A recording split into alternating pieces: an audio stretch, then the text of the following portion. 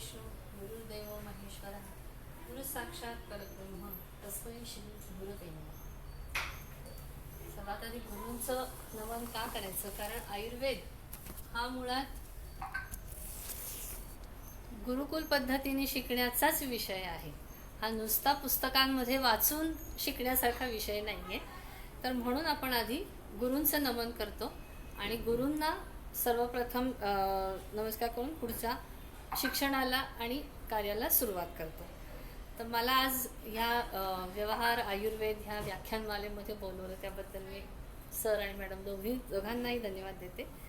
मला हा विषय खूप आवडला की केस टेकिंग किंवा प्रॅक्टिकल आयुर्वेद हा विषयच खूप छान आहे की नवीन येणाऱ्या पिढीला समोर रुग्ण आला की नक्की काय बघायचं त्यातलं हे लक्षात येत नाही की काय नक्की आपण खूप काही शिकलेलो असतो, एवढा मोठा आयुर्वेद शिकलेला असतो, पण पेशंट समोर आला की त्यातलं नक्की काय विचारायचं, काहीतरी राहून जातं, काहीतरी विचारायचं राहतं, हे असं होतं. तर त्यासाठी म्हणून केस टेकिंग पॉईंट्स खूप महत्त्वाचे असतात. तर ते मी थोडक्यात आता मी पंचभौतिक चिकित्सेबद्दल कोणाकोणाला माहिती आहे थोडीफार. अच्छा ठीक आहे. वैद्यराज दातार शास्त्री, आत्माराम वामन दातार शास्त्री यांनी 13व्या वर्षी आयुर्वेदाचं शिक्षण घ्यायला सुरुवात केली. त्यानंतर त्यांनी डिग्री घेतली, मुंबईला जाऊन प्रॅक्टिस केली, अनेक वर्ष मुंबईत प्रॅक्टिस केली. त्यानंतर ते सांगलीला शिफ्ट झाले. तिथे त्यांना खरं म्हणजे प्रॅक्टिस करायची नव्हती, ते रिटायर होण्याच्या दृष्टीने सांगलीमध्ये गेले.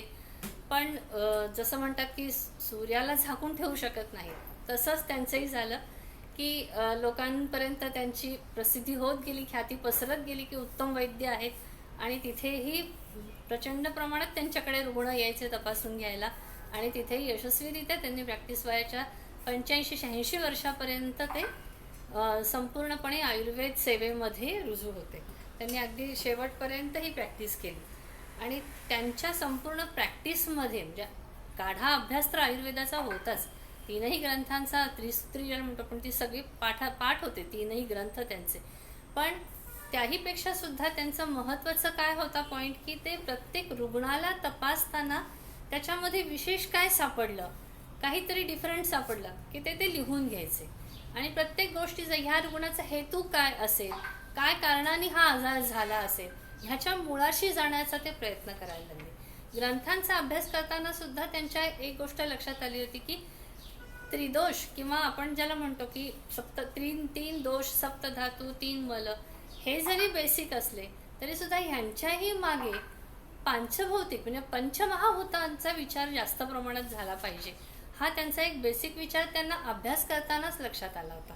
त्यासाठी त्यांना काही श्लोक जे डोक्यामध्ये बसले होते ते म्हणजे देहे पांचभौतिकः, म्हणजे देह हा 5 महाभूतांपासून झालेला आहे. देह जसं नाही, संपूर्ण सृष्टी 5 महाभूतांपासून झाली.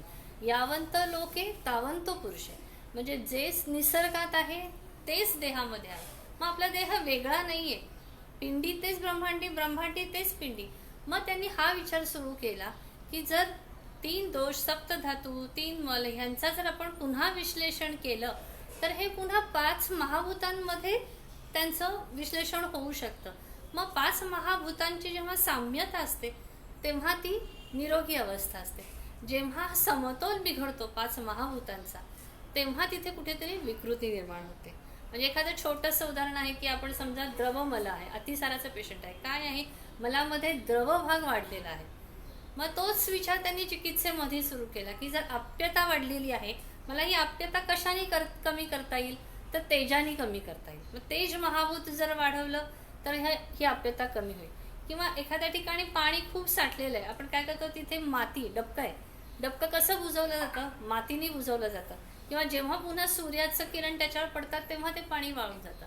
मग त्यांनी ह्याच विचारांनी एक औषध तयार केलं की मी जर सुंठ वापरली जी अग्नी महाभूतात्मक आहे, तेज प्रधान आहे, आणि सुवर्णगैरी जे साक्षात पृथ्वीच आहे, मातीच आहे, तर हे जर कॉम्बिनेशन मी वापरलं तर अतिसार थांबतो.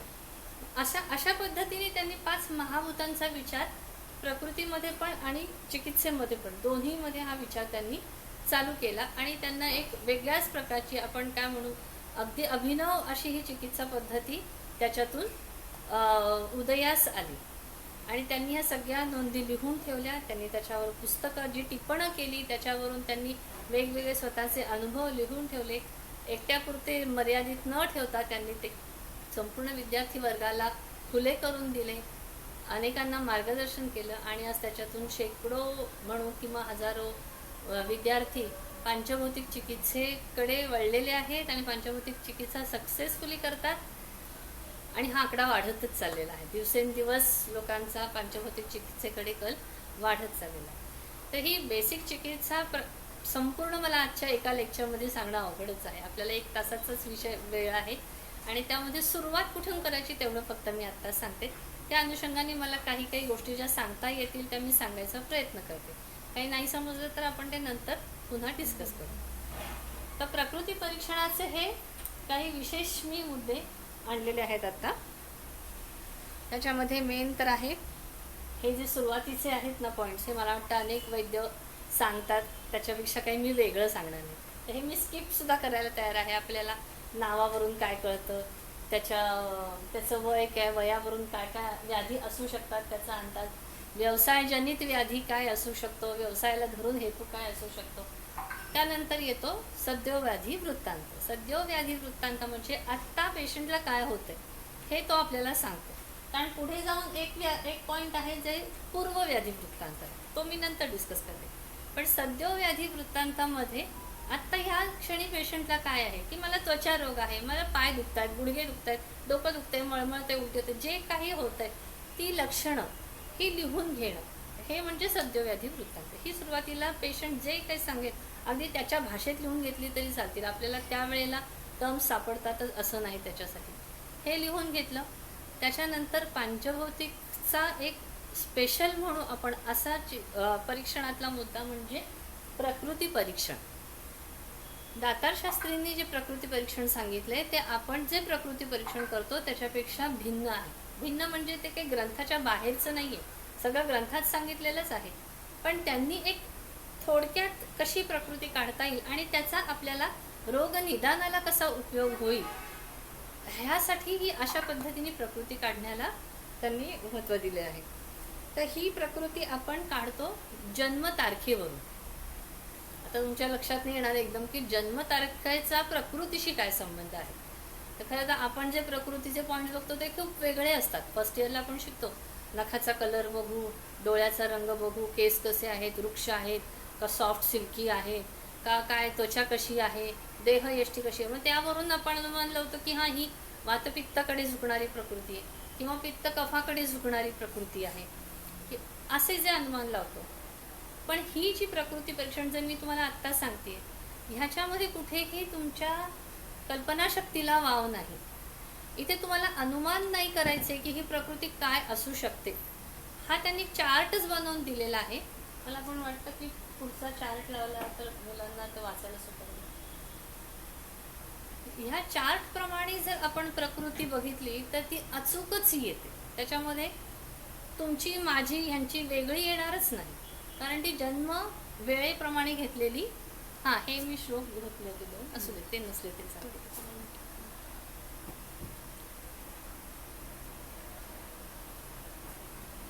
नाही त्याच्या पुढे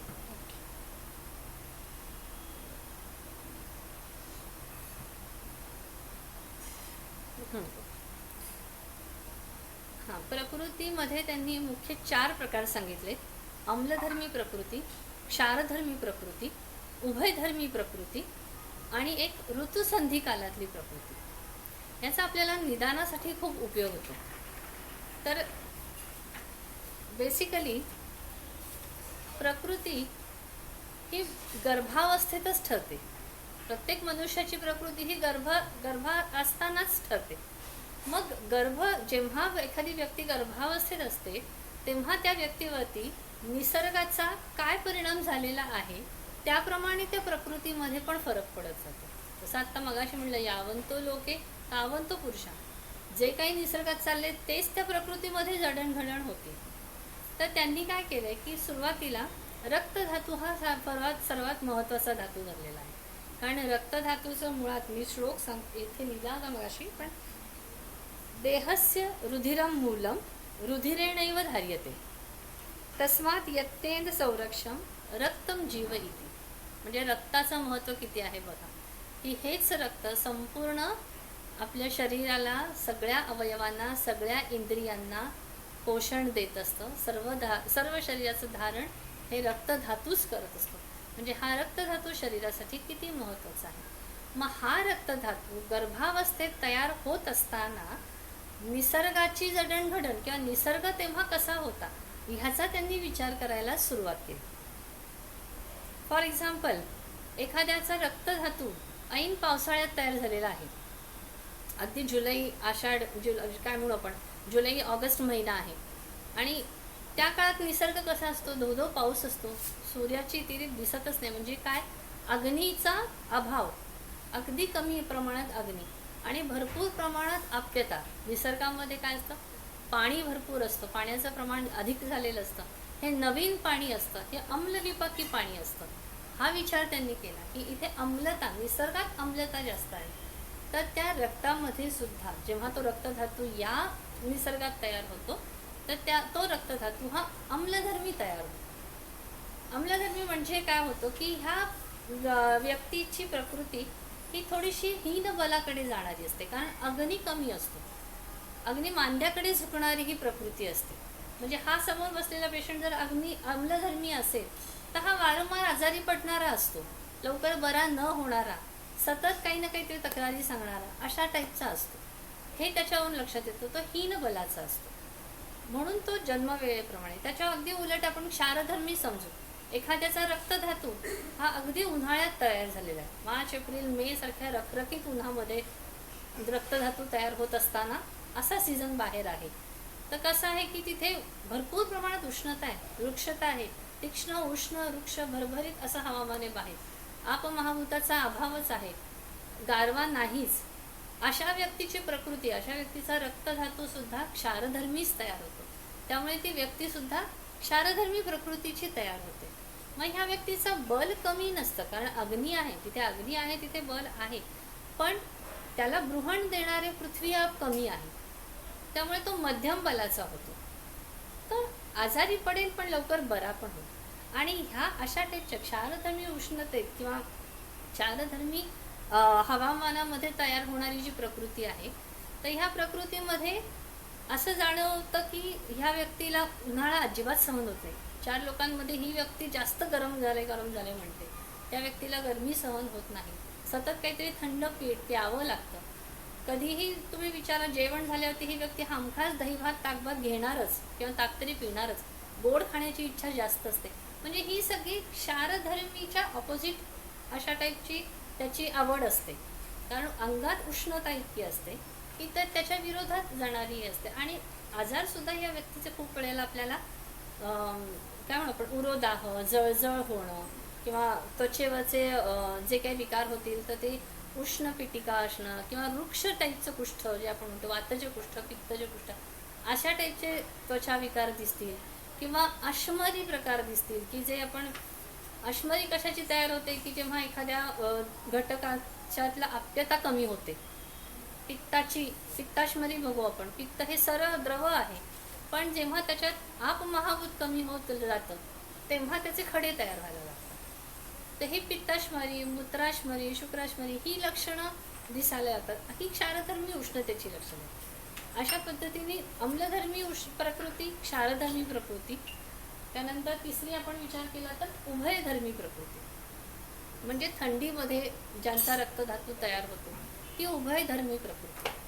थंडीमध्ये काय असतं की हवा तर गार असते, थंड असते, पण ऊनही असतं, छान ऊन असतं, म्हणजे उबदार ऊन असतं.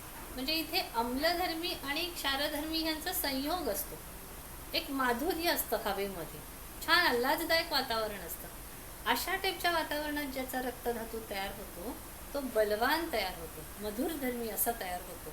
आणि ह्या रक्तधातूपासून जेव्हा शरीराच्या इतर धातू तयार होतात किंवा इतर इंद्रियांचं, अवयवांचं पोषण जेव्हा असा रक्तधातू करतो तेव्हा ती प्रकृती उत्तम बलाची असते. तर ती व्यक्ती वारंवार आजारी पडतच नाही. मुळात आजारी पडली तरी थोडक्या उपचाराने बरी होणारी अशा टाईपची ती प्रकृती असते. म्हणजे आता इथे जर मी बसले तर मला वाटतं तुम्ही पण लगेच तुमची बर्थ डेट काढून करू शकता की आपण कसं झालं. पण ते काढायचं कसं त्याची पण एक सोपी पद्धत आहे, मी तुम्हाला सांगते. चौथा जो प्रकार आहे तो ऋतू संधी आहे. म्हणजे आपण जर आज विचार केला की हे उन्हाळा, पावसाळा, हिवाळा, 3 ऋतू धरले प्रत्येक सीझनचे. पण एक मधला सीझन असतो, एक मधला महिना असतो जेव्हा ट्रान्झिशन पिरियड असतो, की हा सीझन संपून दुसरा सीझन सुरू होतं. हे जे आहे त्याच्यात ऋतुसंधी काळातली प्रकृती असं त्यांनी म्हणलं. मग त्याच्यात पहिलं उदाहरण आहे जून महिना. उन्हाळा संपलाय, पावसाळा सुरू होतोय. म्हणजे रखरखीत उन्हाळा संपतोय, थोडीशी आर्द्रता येते, ढग जमा व्हायला लागले, थोडंसं गारवा तयार होतो. पण हे दोन्हीही हीनबलाचेच ऋतू आहेत. ग्रीष्म ऋतू पण आणि वर्षा ऋतू पण, दोन्ही ऋतूंमध्ये बल कमीच असल्यामुळे ही प्रकृतीसुद्धा हीनबलाचीच होते. जर पुढचा आपण फेब्रुवारी महिना घेतला की जिथे थंडी कमी होत चालली आहे आणि हळूहळू उन्हाळा वाढत चालली आहे, इथे मध्यम बलाच्या प्रकृतीची माणसं आपल्याला दिसून येतात. आणि ऑक्टोबर, ज्याच्यात अलीकडे पण गारवा आहे आणि पलीकडे पण गारवा आहे. म्हणजे इकडे एक ओला गारवा आहे, पावसाळ्याचा गारवा आहे ओलसर, आणि पुढे आहे तो थंडीचा कोरडा गारवा आहे. इथे दोन्हीकडे गारव्यांच्या मध्ये जेव्हा थोडीशी हीट असते, इथे काळ हा उत्तमच मानला जातो. थोडासा जो काही तेजाची झलक दिसते त्या सीझनमध्ये, त्या काळामध्ये ज्यांचा रक्तधातू तयार होतो तो उत्तम बलाचाच असतो. म्हणजे हे आपल्याला बल कळावं किंवा रुग्णाची आजारी पडण्याची टेंडन्सी कळावी, कशा टाईपचे आजार याला होऊ शकतात, यासाठी या प्रकृतीचा आपल्याला खूप उपयोग होतो. थोडक्यात सांगते, ही प्रकृती काढायची कशी. आपण मागे मागे जायचं, रक्तधातू कधी तयार झाला तर हे खूप अवघड जातं, उलटे महिने शोधत जाणं. तर एक सोपा उपाय तो म्हणजे तुम्ही 9 महिने मागे गेलात की तुम्हाला कन्सेप्शनचा महिना कळतो, त्याच्या पुढच्या महिन्यामध्ये रसधातू तयार होतो आणि त्याच्या पुढच्या महिन्यामध्ये रक्तधातू तयार. तर हे उलटं जाण्यापेक्षा, 9 महिने मागे जाण्यापेक्षा जर 3 महिने पुढे गेलो तर आपल्याला पुन्हा तोच महिना मिळतो, कन्सेप्शनचा महिना मिळाला. म्हणजे समजा एखाद्या व्यक्तीचं जर बर्थ डेट आहे मार्च, तर आपण पुढे जर 3 महिने गेलो, एप्रिल, मे, जून, 3 महिन्यामध्ये म्हणजे गर्भधारणा झाली जून महिन्यामध्ये, जुलैमध्ये रसधातू तयार झाला आणि ऑगस्टमध्ये रक्तधातू तयार झाला. ऑगस्ट म्हणजे ऐन पावसाळ्यातले दिवस, म्हणजे ही व्यक्ती अम्लधर्मी झाली. अशा पद्धतीने म्हणजे बर्थ डेट का जन्मतारीख विचारायची, तर जन्मतारखेच्या पुढे 5वा महिना पकडला की आपल्याला तो रक्तधातू कुठल्या महिन्यात तयार झाला ह्याचा अंदाज येऊन ही व्यक्ती अम्लधर्मी आहे प्रकृतीची, का क्षारधर्मी आहे, का उभयधर्मी आहे, का ऋतुसंधी कालातली आहे, याचा अंदाज येतो. मग केस पेपरवरती जन्मतारीख लिहिली की पुढे 5 महिने काउंट करायचे, तिथे लगेच कंसामध्ये कुठल्या धर्मीची प्रकृती, अम्लधर्मी, क्षारधर्मी प्रकृती, हे लगेच तिथे लिहून ठेवता येतं. आपल्याला वेगळं काही विचारावं लागत नाही. मग त्याची आपल्याला नखं बघा, डोळे बघा, स्किन बघा, काही करायची गरज नाही पडत, कारण ह्याच्यावरूनच आपल्याला खूप काही गोष्टींचा अंदाज यायला लागतो. पण ते प्रॅक्टिसनीच येतं, हळूहळू अंदाज येत जातो आपल्याला ह्या गोष्टीचा. कारण ह्याच्यामध्ये कुठली महाभूत कमी जास्त होत आहेत ह्याचाही अंदाज घेता यायला लागतो. त्याच्यासाठी थोडं विचार त्या डायरेक्शनने आपल्याला करावे लागतात. ठीक आहे, हे झालं प्रकृती परीक्षण. याच्यामध्येच आपल्याला जन्म ठिकाणही तेवढंच महत्त्वाचं असतं. कारण जरी मी म्हणलं की उन्हाळ्यामध्ये रक्तधातू म्हणजे क्षारधर्मी, पण उन्हाळा, महाबळेश्वरचा उन्हाळा आणि सोलापूरचा उन्हाळा किंवा विदर्भातला उन्हाळा, राजस्थानमधला उन्हाळा, प्रत्येक ठिकाणचा उन्हाळा वेगळा वेगळा आहे. त्याप्रमाणे उष्णता, तीव्रता ही कमी जास्त आहेच. आणि म्हणून ते जन्म ठिकाण किंवा ती आई कुठे होती जन्म 9 महिने, साधारण त्याचा कुठल्या प्रदेशात, त्याचा एक अंदाज आपण घेतला तर आपल्याला त्याचा अजून फायदा होतो. कित्येक वेळेला हल्ली मुलं तर फॉरेनमध्ये जन्मतात. आमच्या मुलाचा जन्म अमेरिकेतलाच आहे किंवा युरोपमधला आहे. मग त्यावेळेचं तिथलं हवामान कसं होतं हे विचारून घ्यावं लागतं. म्हणजे आपल्याला पुढची जडणघडण कशी झाली ह्याचा अंदाज येतो. आणि रक्तधातू कसा तयार झाला त्याप्रमाणे आपल्याला पुढचे सगळे धातू ठरवता येतात, की मांसधातूचं पोषण कसं झालेलं आहे, मेदधातूचं पोषण कसं झालेलं आहे. आणि हा एक वेगळा मुद्दा आहे जो तुम्हाला तुमच्या केस टेकिंगमध्ये ॲड करता येतो आणि ह्यावरून तुम्हाला हळूहळू अंदाज येत जातो प्रकृतीचा. बाकी प्रकृती काही नाही काढली तरी ह्याच्यावरून आपल्याला खूप गोष्टी समजतात. मग आपण सद्योव्याधी वृत्तांत बघितला. आता अजून एक महत्त्वाचा मुद्दा आहे तो म्हणजे आपण हा पांचभौतिक चिकित्सेचा अगदी कळस म्हणता येईल तो हा मुद्दा आहे, तो म्हणजे अग्निसंस्था तपासणी. आता सगळे नियम पंचभौतिक चिकित्सेमध्ये जे जे नियम आहेत ते सगळे निसर्गाला धरूनच आहेत. म्हणजे देहे पंचभौतिक हा म्हणलं तरी तेच, यावंत लोके तावंत पुरुष हा म्हणलं तरी तेच. जसं तसंच ही आता सृष्टीचा अजून एक नियम आहे, म्हणजे प्रकृती परीक्षण ही निसर्गाला धरूनच आहे. पुढचा आहे तो उदर परीक्षण. आता उदर परीक्षणामध्ये निसर्गाला धरून काय आहे हे तुम्हाला लक्षात येणार नाही कदाचित सुरुवातीला. आणि पेशंटही म्हणतो, जेव्हा आपण म्हणतो की मला चला आता पोट तपासूया, पण मला डोकं दुखतंय मग पोट का तपासायचं आहे, किंवा माझा स्किनचा आजार आहे, मला गुडघे दुखत आहेत मग पोट का तपासायचं आहे. पण पोट तपासणं, उदर परीक्षण ही एक स्पेशालिटी म्हणू शकतो पंचभौतिक चिकित्सेची, की ज्याच्यामधून अनेक गोष्टींचा उलगडा होतो. आणि सगळ्यात मुख्य म्हणजे आपण त्या आजाराच्या मुळाशी जातो. कुठलाही आजार जो व्यक्त होतो एखाद्या ठिकाणी, त्याचं मूळ कुठेतरी पोटामध्येच आपल्याला सापडतं. ते पोटात कसं बघायचं ती ही पद्धत आहे, त्याला म्हणतो आपण उदर परीक्षण. त्यासाठी बेसिक थोडंसं सांगते. सृष्टीचा जो नियम आहे, उत्पत्ती, स्थिती आणि लय, तेच आपल्या शरीरातही चालतं.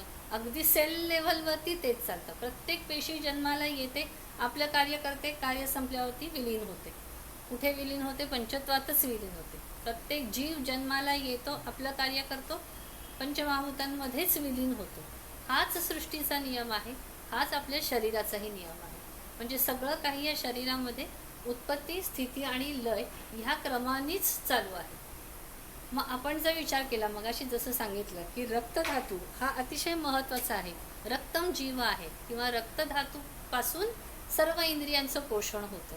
मग ह्या रक्तधातूची निर्मिती कशी होते, ह्या रक्तधातूचं कार्य कसं होतं आणि ह्याचं उत्सर्जन कसं होतं, ह्याचा जर बारीक विचार केला तर आपल्याला ह्या 3 अवयवांवरती फोकस करता येतो.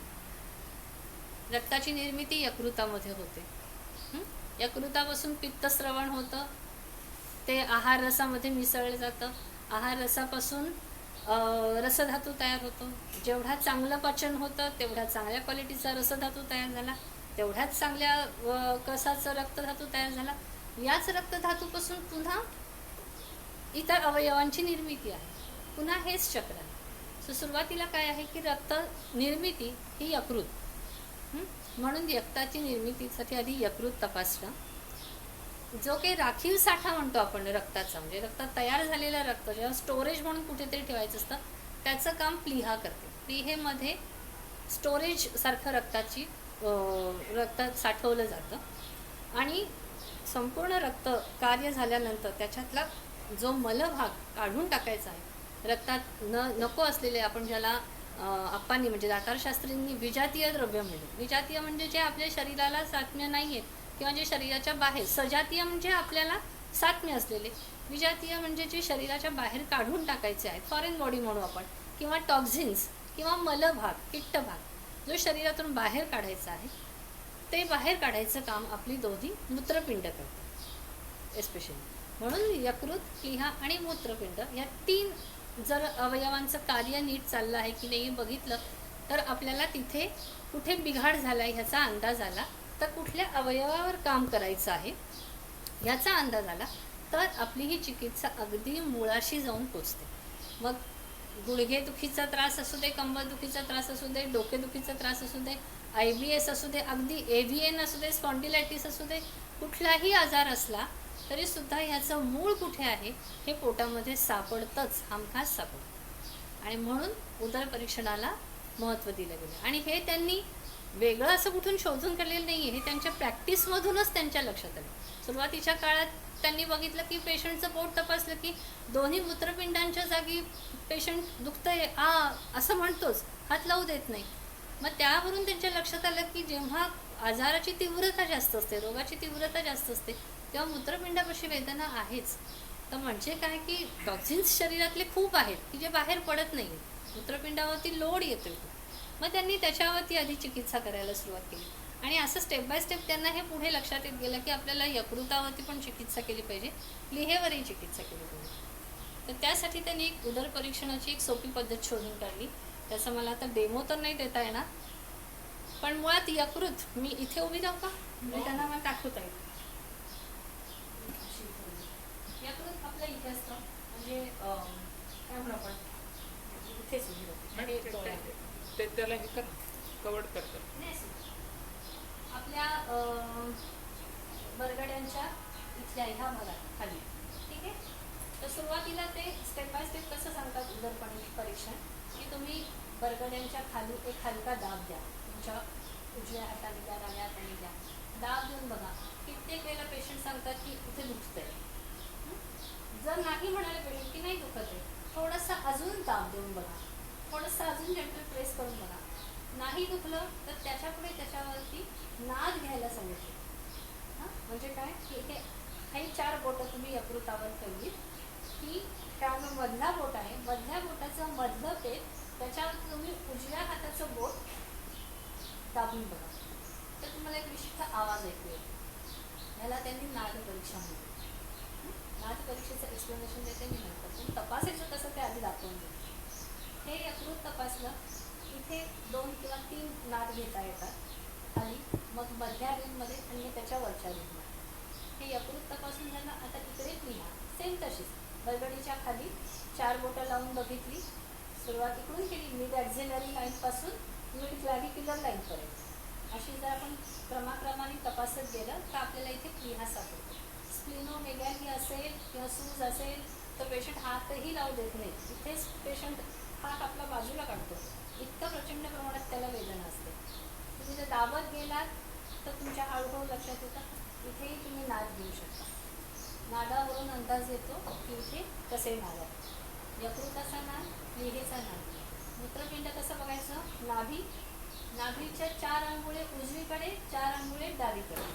इथे दोन्हीकडे तुमचं एक काय म्हणतो आपण दक्षिणवृत्त, वामवृत्त, हे 2 किडनीजच्या इथे तुम्ही पुन्हा नाद घेऊ शकता. नाद नाही मिळाले ते फक्त तपासून, म्हणजे फक्त प्रेस करून जरी बघितलं तरी तिथे पेशंट सांगतो की मला वेदना आहे किंवा दुखतंय, नाही दुखत आहे. कधी कधी फक्त उजव्या बाजूलाच दुखतं म्हणतो पेशंट, फक्त डावीकडेच दुखतंय.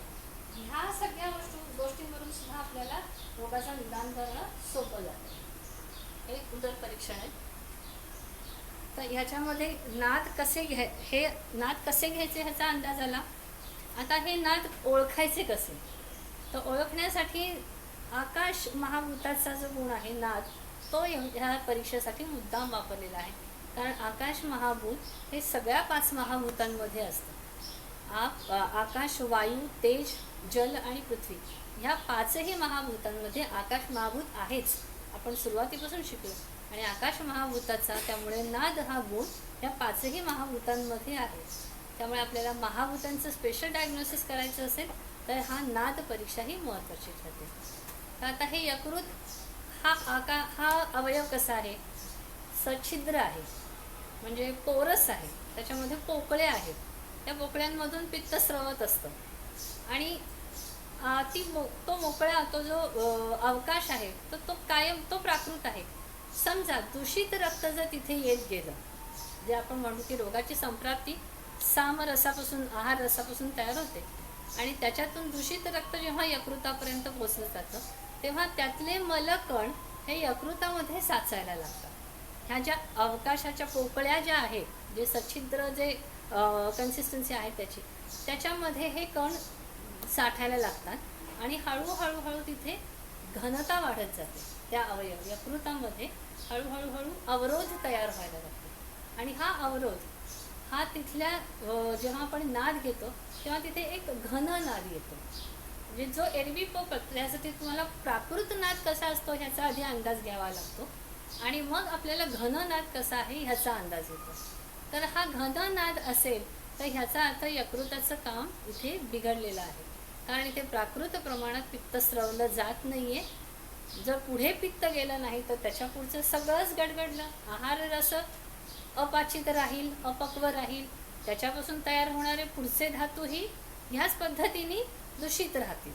त्यामुळे इथेच रक्ताची निर्मितीच प्राकृत होत नाही आहे, पित्ताचं स्रवणच प्राकृत होत नाही. हे ह्या यकृतावरूनच कळतं. ठीक आहे. ह्या यकृताचे नाद घन आहेत का पोकळ आहेत. अजून एक तिसरा नाद आहे तेजाचा, जो त्यांनी बुद्धीचा नाद म्हणून सांगितलेला आहे. तो आपण नंतर हवं तर एक्सप्लेन करू, की जिथे अतिशय बुद्धीचं काम करणारे जे लोक असतात, किंवा तो त्यांना त्यांच्या अनुभवातूनच लक्षात आला हा नाद, की जे खूप स्ट्रेसमध्ये असतात, जे खूप वैचारिक काम करतात, त्यांच्या यकृतावरती एक विशिष्ट टिमटिम आवाज ऐकू येतो. तो नाद त्यांनी बुद्धीचा नाद असं म्हणलेला आहे त्या नादाला. तर तोही आपल्याला हळूहळू प्रॅक्टिसने ओळखू येतो. जे व्यावसायिक लोक, डॉक्टर्स, वकील किंवा इंजिनियर्स किंवा जे खूप ज्यांचं काम ब्रेन वर्कच आहे, त्यांच्या बाबतीत हा नाद हमखास आपल्याला बघायला मिळतो. तर हे यकृताचे नाद बघितले. असेच आपण प्लीहेचे नाद बघतो. जेव्हा असं दूषित रक्त प्लीहेमध्ये जाऊन साठतं, संचित होतं, तेव्हा ती प्लीहेची घनता वाढत जाते. ती पोकळी प्लीहेची पण कमी होत जाते आणि हा घन नाद प्लीहेमध्ये सुद्धा आपल्याला ऐकायला येतो. म्हणून हा इथे पोकळ आहे का घन आहे, किती स्पर्शासहत्व आहे. स्पर्शासहत्व म्हणजे स्पर्श सहन होतोय का पेशंटला, किंवा पीडनासहत्व म्हणजे आपण जर दाबलं तर पेशंटला ते सहन होतंय का नाही होते का. दाबलं तर पेशंट आधीच ओरडतो, नाही हे दुखतंय. तुम्ही हे जर करायला लागलं ना, तुम्हाला खूप इंटरेस्टिंग वाटेल की अरे हे इकडे दुखतंय, तिकडे दुखतंय, इथे नाही दुखत आहे, तिथे नाही दुखत. ह्या आपापसात सुद्धा तुम्ही मित्रमैत्रिणींमध्ये करून बघू शकता. तर हे 2 ठिकाणी झाले, यकृत, प्लीहा. मूत्रपिंडाच्या इथे तर वेदना हमखास सापडते, कारण तो रुग्ण म्हणून जेव्हा येतो तेव्हा त्याच्यात मूत्रपिंडाची विकृती ही 70 ते 75% रुग्णांमध्ये दिसून येतेच. तर इथे वेदना जाणवते दोन्ही ठिकाणी, वृक्कांपाशी. आणि म्हणून आपल्याला चिकित्साही त्या पद्धतीने करता येते. म्हणजे ही चिकित्सा आपल्याला उदर परीक्षणातून आपल्याला हेतू सापडला की यकृत दृष्टी आहे का, प्लीहा दृष्टी आहे का, मूत्रपिंड दृष्टी आहे.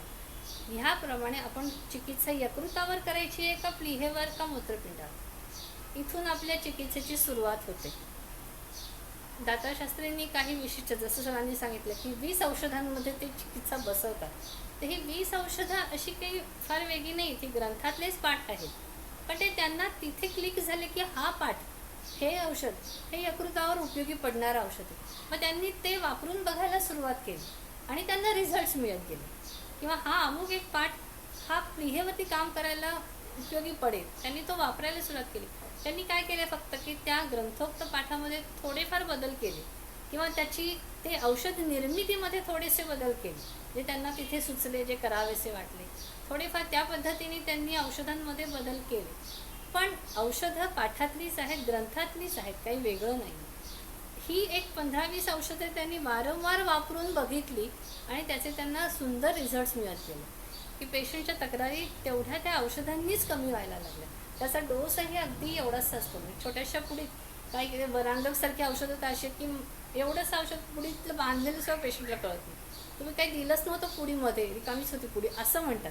इतकं ते एवढासा कणभर औषध आहे त्याचं, म्हणजे डोस आहे त्याचा. पण ते काम करतं, मात्र मॅजिकली काम करून दाखवतं ते औषध. तर अशा पद्धतीने उदर परीक्षणातून आपल्याला जे काही सापडतं त्याची नोंद करून ठेवायची. की यकृत घन लागलं किंवा आकाशीय लागलं, पोकळ लागलं, इथे तेजाचा टिमटिम नाद ऐकू आला म्हणजे बुद्धीचा नाद आहे. किंवा प्लीहा घन होती, स्पर्शासहत्व होतं, पीडनासहत्व होतं, मूत्रपिंडापाशी वेदना. अनेक वेळेला त्यांच्या हळूहळू अभ्यासातून लक्षात आलं की जर यकृताचा आजार असेल तर दक्षिणेकडचं म्हणजे राईट साईडच्या वृक्कावरती वेदना जाणवते. ती वेदना रेडिएटिंग असते, पुढे जाऊन ती वेदना अशी जाणवते. प्लीहेची विकृती असेल तर लेफ्ट साईडच्या वृक्कावरती वेदना जाणवते. कधी कधी प्लीहेवरती वेदना नाही आहे, पेशंट म्हणतो की नाही मला वरती काही दुखलं नाही, पण खाली दुखलं ह्याचा अर्थ वरतीच विकृती आहे. म्हणजे प्लीहेवरती औषध देणं गरजेचं आहे. अशा पद्धतीचे ठोकताळेच त्यांनी मांडून ठेवले आणि ते आज आपल्याला म्हणजे आम्हाला जे आम्ही पंचभौतिक चिकित्सा करतो त्यांना अगदी त्याचा रोजच्या रोज अनुभव येत असतो की आपल्याला ह्याच्यातूनच रोगाचं निदान होतं. आणि मग पुढे हे जे पॉईंट्स आहेत ह्याच्यातून आपण आपल्या मूळ रोगापर्यंत कसं जायचं ही एक पुन्हा वेगळी थिअरी आहे. पण मला वाटत नाही की मी एवढी आज डिटेलमध्ये सांगू शकेन. तर हा फक्त मी उदर परीक्षण कसं करायचं ह्याचं एक बेसिक तुम्हाला आज शिकवून दिलेलं आहे. पुढचा मुद्दा येतो तो म्हणजे पूर्वव्याधी वृत्तांत. पूर्वव्याधी वृत्तांतामध्ये आपण जनरल पेशंटला विचारतो की काही आजार होते का. तर नुकते काही आजार असतील तर नाही सांगतो पेशंट, नाही नव्हता, किंवा हां मागच्या महिन्यात ताप येऊन गेला होता किंवा काही दिवसांपूर्वी ॲडमिट केलं होतं. एखाद्या वर्षापूर्वीचंच कधीतरी काहीतरी सांगतात पेशंट. 35-40 वर्षाचा एखादा मनुष्य आहे किंवा 30 वर्षाचा मुलगा आहे, तर तो लहानपणी मला गोवर कांजिण्या झाल्या होत्या हे कशाला सांगेल. पण दाताशास्त्रींच्या हे हळूहळू लक्षात आलं की लहानपणी झालेले काही आजार, एस्पेशली त्यांच्या काळात गोवर कांजिण्यांचा भर खूपच होता, गोवर तर खूपच असायचा. तर त्यांच्या लक्षात आलं की ज्या मुलांना किंवा ज्या रुग्णांना गोवर कांजिण्या, कामला असे आजार होऊन गेलेले आहेत, त्या रुग्णांमध्ये शल्यरूपी उष्णता राहतेच शरीरामध्ये. आणि ह्या उष्णतेपासूनच त्यांचे आज जे व्याधी आहे, जो आपण सद्यो व्याधी म्हणतो, त्याचं मूळ कारण कुठेतरी त्या लहानपणापासून आलेल्या त्या उष्णता ही त्याला कारणीभूत असते. कित्येक वेळेला प्युबर्टीमधल्या मुली असतात की त्यांना अल्पार्तव आहे, कष्टार्तव आहे किंवा अत्यार्तव आहे, पण त्याच्यातसुद्धा त्यांची जर प्रकृती काढली, आम्लधर्मी होती का क्षारधर्मी, त्यांचा इतिहास काय आहे, तिला लहानपणी कांजिण्या होऊन गेल्यात का, गोवर होऊन गेला होता का, कावीळ झाली होती का, त्याच्यातून तिची त्या हिस्ट्रीमधून तिच्या आज हे तिला का भोगावं लागतंय किंवा आज तिला हा आजार का आहे, त्याचं आपल्याला मूळ कारण तिथे सापडतं. कारण ती उष्णता शरीरातून बाहेर पडलेली नाही आहे आणि आज ती उष्णता तिच्या तरुण अवस्थेमध्ये ती उष्णता जास्त प्रमाणात प्रगट होते, कुठेतरी ती व्यक्त होते. ह्यासाठी त्यांनी सुरुवातीला पूर्वव्याधी वृत्तांत विचारात घ्यायला सुरुवात केली. त्याचबरोबरीने मग आपण आजच्या काळामध्ये काय असतात आजार, डेंग्यू होऊन गेलाय का, चिकनगुनिया होऊन गेला का, मोठ्या प्रमाणात ज्वराची संप्राप्ती जेव्हा सापडते तेव्हा हमखास आपल्याला पुढे जाऊन एखाद्या व्याधीचा क्लू मिळून जातो की हां, याला ह्याच्यातून हा व्याधी निर्माण झालेला आहे.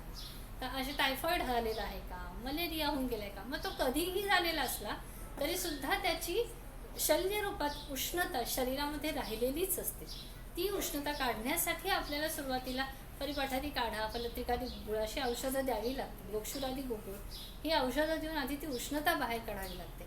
म्हणजे इथे काय होतं की आपल्याला त्या मुळाशी जाऊन चिकित्सा करावी लागते आणि मग सद्यो व्याधीवरची चिकित्सेचा विचार आपण करतो. हिला जर अल्पार्तव आहे तर अल्पार्तवासाठी काय आहे, ही उष्णता कारणीभूत आहे.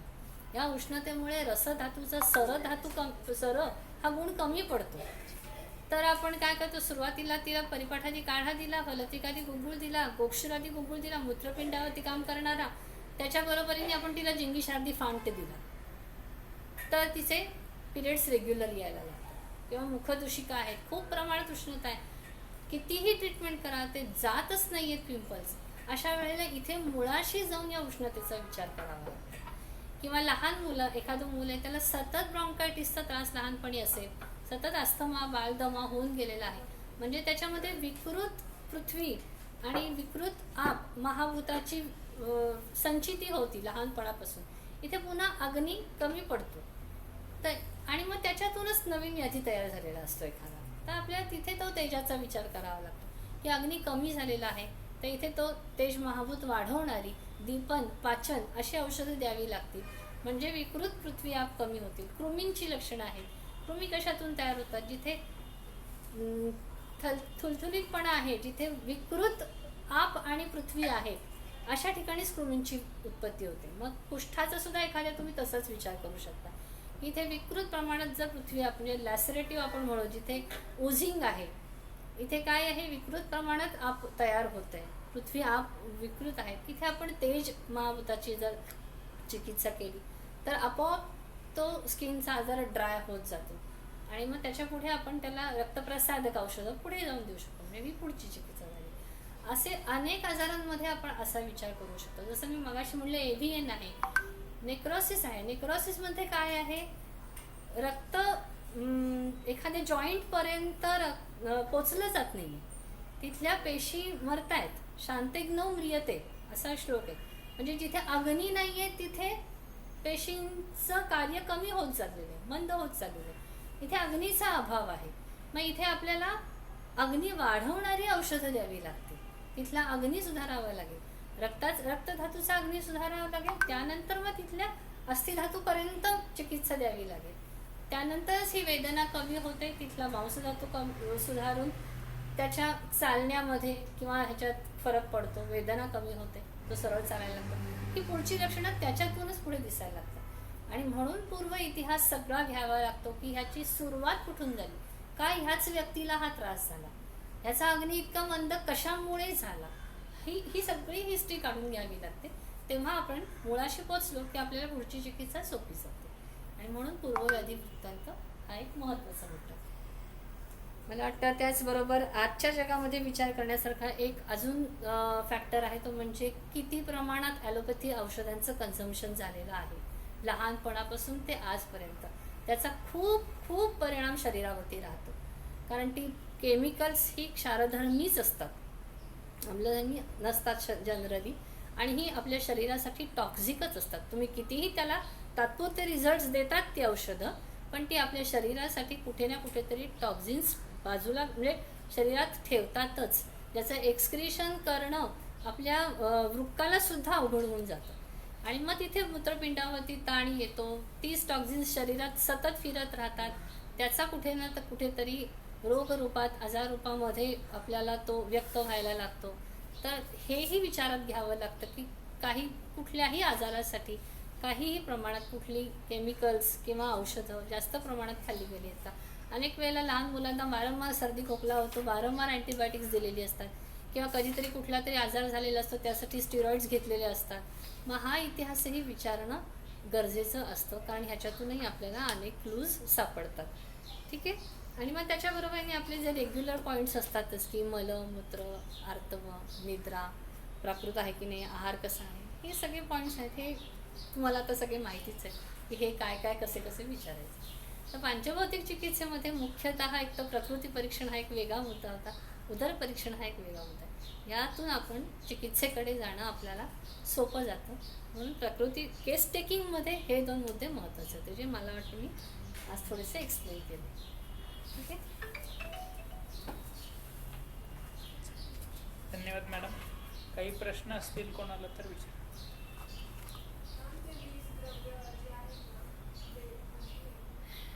20 औषधी कल्प आहेत, आणि ते त्याचं एक वेगळं पुस्तकच मिळेल तुम्हाला बघायला. त्याच्यात हो हो हो, अनुलोमन तेलही त्यातच आहे.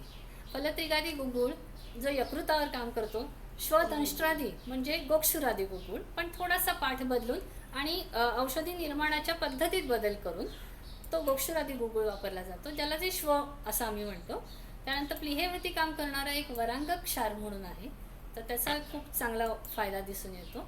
त्यानंतर रजनी योग, जे वरांगक योग हा क्षारधर्मी आहे, जिथे आम्लधर्मी विकृती आहे तिथे क्षार वापरला जातो, आणि जिथे क्षारधर्मी विकृती आहे तिथे आम्लधर्मी औषध वापरलं जातं. म्हणजे पुन्हा आम्ल आणि क्षारांचा संयोग झाला की माधुर्य उत्पन्न होतं, जिथे हे माधुर्य उत्पन्न होईल तिथे रोगाचा नाश होतो.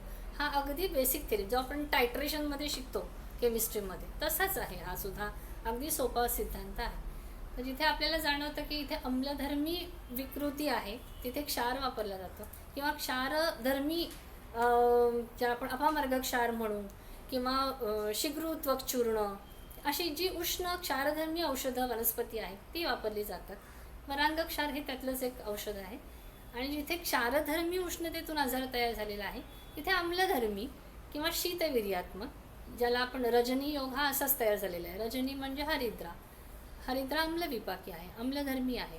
त्याला गिरीज सुवर्णकैरिकाची जोड दिलेली आहे की जो क्षारधर्मी उष्णतेला कमी करतो, असं आम्लधर्मी औषध. तर ही औषधं त्यांनी त्यांच्या प्रॅक्टिसमध्येच वापरून त्यांना ह्याचे रिझल्ट्स आले, आणि इतक्या छोट्या औषधांनी एवढे छान रिझल्ट्स मिळतात. मग कशाला मोठे मोठे कल्प वापरा, कशाला हा रसकल्प तो रसकल्प, काही गरजच पडत नाही. छोट्या छोट्या औषधांनी आपला आजार बरा होतो, कारण आपण मुळाशीच चिकित्सा करतो, मुले कुठा राहा म्हणजे मुळाशीच घाव घालतो. आणि म्हणून पुढे म्हणजे ही औषधं चालू केली, तुम्हाला भले निदान झालं नाही, तुम्ही यकृत बघितलं, प्लीहा बघितली, मूत्रपिंड बघितलं, रयो श्व दिलं, 15 दिवसात पेशंट येऊन सांगतोच की आज बरं वाटतंय. काहीतरी त्या 15 दिवसात औषधांनी पेशंटला फरक पडलेलाच असतो.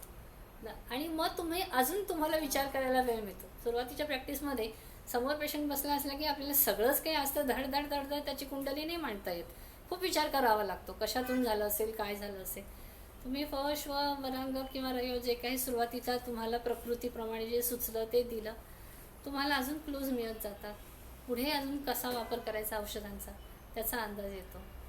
अशा पद्धतीची ही चिकित्सा पद्धती आहे, थोडी वेगळी, ग्रंथापेक्षा वेगळी नाही, पण विचार किंवा दृष्टिकोन वेगळा ठेवून केलेली ही पद्धती आहे. ठीक आहे. काही डाऊट्स असतील तर विचार. प्रीमॅच्युअर बेबी जे असतात तर मग त्यांची प्रकृती काढताना मग ती पाठीमागं जायची का? पाठीमागेच, कारण रक्तधातू जेव्हा तयार झाला तिथेच विचार करावा तिथेच लागतो. विचार तिथेच पुन्हा दुसऱ्या महिन्याचा विचार, दुसऱ्या महिन्यात. म्हणून 5 महिने पुढे हां. असा विचार केला जातो. मुख्य रक्तधातूलाच त्यांनी महत्त्व दिलेलं आहे.